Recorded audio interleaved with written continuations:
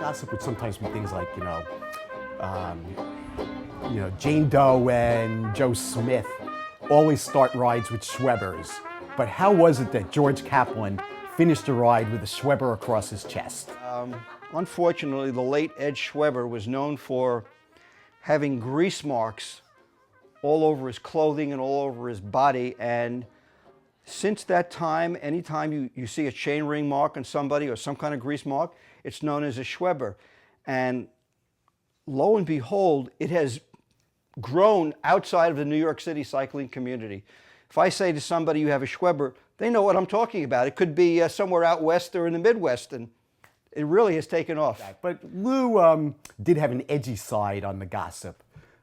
Twice for a gossip columnist, he was threatened with lawsuits where people did go as far as to call lawyers and try to sue the gossip columnist of the New York Cycle Club. It's because of Jeff Vogel that I became president of the club. I had an idea for a ride to go on the Strand, by an all-class ride in the end of the season, to go on the Strand out at Jones Beach leading out to Fire Island Park. And I mentioned it to Jeff and he said, "Hey, plan it. It's a good idea for a good ride."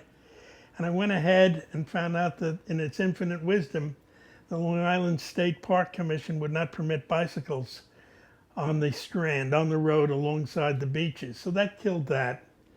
And then a couple months later, I got a phone call from Christy Gazzetta looking for a Sea Rides coordinator for the next year. And he said, Jeff Vogel said, "Get that crazy guy Kaplan and see if he'll do it." Many of the CSIG grads, they're the fresh blood of the club. Now I'm working with the CSIG, which I really like most of all because there's a real, people want to know. Whereas when I was riding with the A group, it was like, come on, we just stop talking, let's go, we want to go fast. The first year we did all these rides, Lee would pick from a map. We went to Exxon and we used to get these maps. And we would just pick a green spot on the map. And one year we picked a green spot on the map and we all rode out like maybe 40 miles out or something, 50 miles out. When we got there, it was a county dump. And we couldn't figure out what went wrong. And Lee was very adamant about making sure that the rides were nice destinations with good neighborhoods. And when we looked at the map again, and we found out that the green spot on the map was actually a piece of lettuce from the sandwich that we had eaten the day before. And when we removed the lettuce, it was the county dump was underneath. Oh, I had another funny thing happen when I was president. I got a phone call. Do you know that bicycles are used painted with toxic paint? I said, of course, also are all automobiles. I want you to ban all bicycles with toxic paint from club rides. I said, well, I'll be very happy to do that. Will you give me a written amendment for the bylaws and I'll present it at the next meeting? Never heard from him again. I was leading a SIG once, and in those days I was very fit, and we were going up Church Hill, some very, very long, steep hill, and I decided to show the SIGgies what it looks like when somebody really climbed, and so I blasted away, and I had maybe 200 or 300 meters on the group, just rolling up, steaming up actually, and then Carolyn Blackmore, who was also a SIG leader, comes rolling by me at what looks to her like a relaxed clip and went, "Hey, nice spin." And I was just, I was so angry. Just about to be tied, but that's what happened. Just when you think you're the fastest in the group, somebody will go by you at a casual pace and compliment you on your riding. Of course, I want to show everybody what a great bunny hopper I am. And I didn't have an empty coffee cup handy, so I used a water bottle. And as I'm approaching this water bottle to jump over, I had the feeling my approach wasn't really right, but I didn't want to bail. I should have just bailed on this. But I decided to make the jump, and the back wheel of my bike caught the bottle, which caused me to do an end over or a face plant.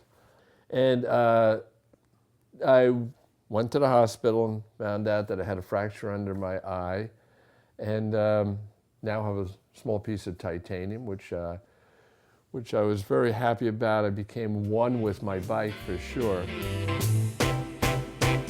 I mentioned Chris Mailing because I guess he was an early mentor of mine, and I remember him doing track stands, and which is not uncommon. A lot of people can do track stands, but then he took his hands off the bars. He was able to do a track stand with no hands. I was very impressed with that. You'd always heard this story about this nude beach in Sandy Hook, New Jersey. You've heard about it and heard about, nudists going there, and come on, let's go see if we could find the nude beach at Sandy Hook, New Jersey. So I listed a ride in the boat in search of the legendary nude beach. And we went down there. I don't know, 12 or 14 of us. It was a ride. We mapped it out. Got through Staten Island on the ferry. Get down to Sandy Hook, New Jersey, and start wandering around in Sandy Hook, New Jersey. Sure enough, way at the end of the beach, there is a nude beach. And there we all walk on the beach with our bikes on our shoulders, with all of this nudity around us. We're all sitting there giggling, and no, I'm not taking off my clothes. No, I'm not taking off. This is unbelievable. And we sat there and we spent the whole afternoon in the dead of summer on this nude beach. And now it's like 3 o'clock or so, and we have like a 55-mile ride back to New York City. This is horrible. What are we going to do now? So the whole group of 14 of us. We were burned by the ride and the sun and everything. We were giggling on the beach, and we're sitting on the sun, and like Joey said, it was a hot summer day. And so what do? We pull into a harbor, and we get the harbor master. And we say, gee, is there any way we can get a boat to take us back to Manhattan? By these fishing boats. And the harbor master says, I don't really know. So, well, you know what? And he goes out on this sort of, what you call a ship-to-shore radio or something. And, I have about 14 people with bicycles who need a ride back to Manhattan. Anybody interested? Then you hear some guy come back and say, tell them to swim. And, and another guy would say, yeah, we'll do it for $10,000. And on. One guy says, I could do it for like, $150. It was like 15 of us or 10 of us, whatever. Everyone said, yeah. This fishing boat comes in. Captain Jack, I remember him like it was yesterday. We give him our $150. We put our bikes on the boat, and he just takes us back to Manhattan. And he didn't have a permit to dock in Manhattan. So this is what I'm going to do, he said. I'm going to pull up to this dock. I want you guys to get real ready. Get off this boat quick and get out of town. No problem. And don't tell anybody. Don't tell anybody how you got here. Sure enough, he leaves us off on this barge. We walk through the barge, we come out of the barge, and the other side of the barge, there is a wedding going on. And here we are, 14 of us with our bikes, going, hi, congratulations, get on the bike, and take off. Christy, we were barging. We barged in on their wedding. We barged in. Well, Captain Jack and the Ranger became an annual event where we would make a date with Captain Jack and the Ranger to pick us up on the nude beach.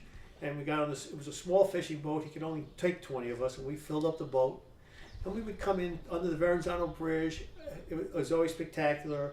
The next time he took us, he dropped us off at the Brooklyn Navy Yard, which was closed. And there's a security guard at the entrance to the Brooklyn Navy Yard. But we had come in. We come in from the water.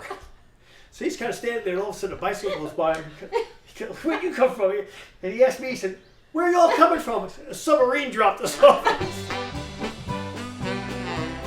And it was called the Hedgehog Ride because we needed a code name, because the people who ran the club at the time did not appreciate ride listings that specifically said we would be stopping to drink.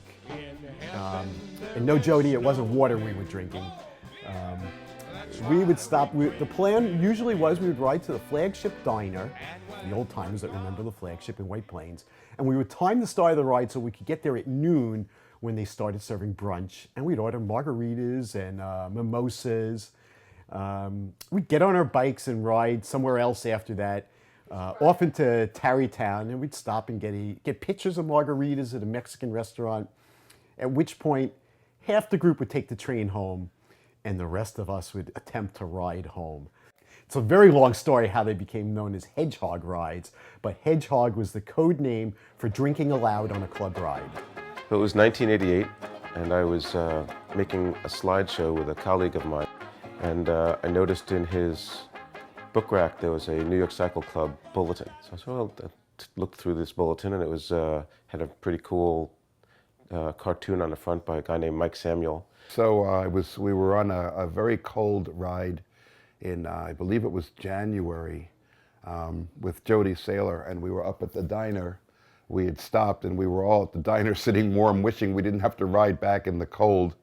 And I did a quick sketch on a napkin of some people completely buried in the snow, and then one person's head pops up and says, "Red light." But that was all you could see, was the helmet and the head with the snow on it. And it wasn't snowing that day, but it was an expression about how we felt. And Jody said, why don't you submit that as a bulletin cover? And at the time, I didn't really, know the club, and nobody knew me. And I said, they're not gonna let me do a bulletin cover for them. That's, I don't even know them. They don't know me. Why would they even accept anything that I submitted? But what ended up happening is it began a 7-year unbroken stream of bulletin covers. So there are 84 covers out there. They were many things that happened on rides. Some of them were almost verbatim. Some of them were opinion pieces, things that rides reminded me of.